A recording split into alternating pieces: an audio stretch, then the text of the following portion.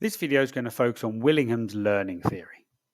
Now, on your specification, it states you need to know about Willingham's learning theory and his criticism of learning styles.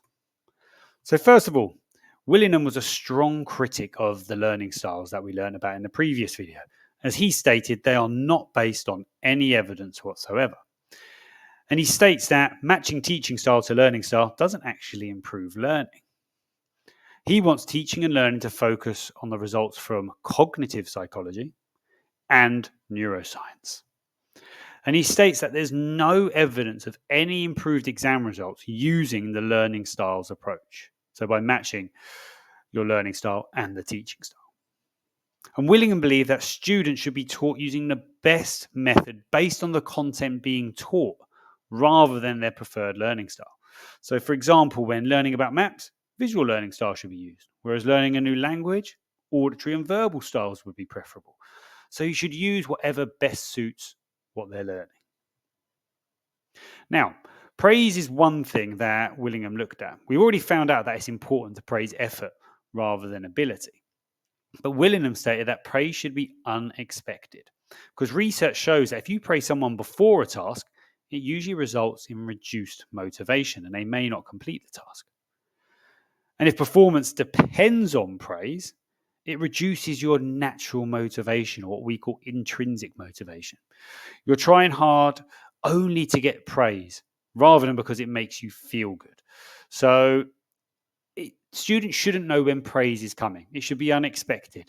It shouldn't be something they're only completing a task well because they're going to get praise, and it shouldn't be done before a task either. It should be something that's unexpected. Now, he also looked at research into memory and forgetting. Now, research shows a key reason for forgetting is not having the right cues.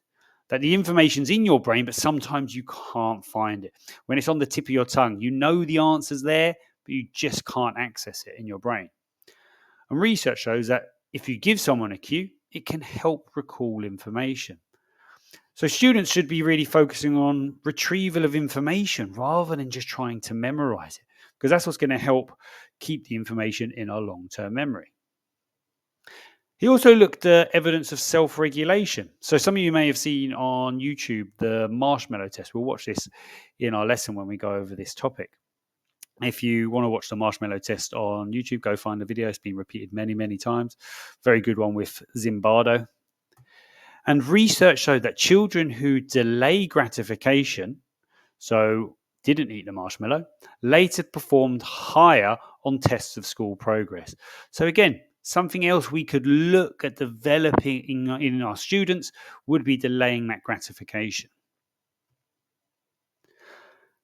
Now, he also suggested not using your preferred learning styles might be even better. So that when information eventually is presented in a non-preferred learning style, they'll still be able to access it. Most tests are going to be written down.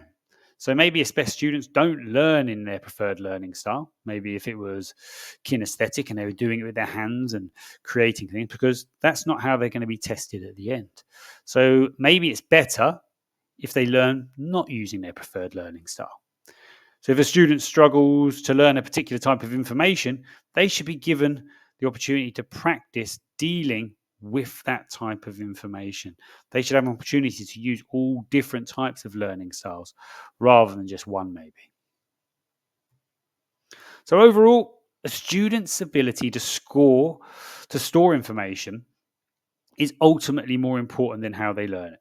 We've got to focus on how they're getting information into their long-term memory rather than just focusing on learning styles.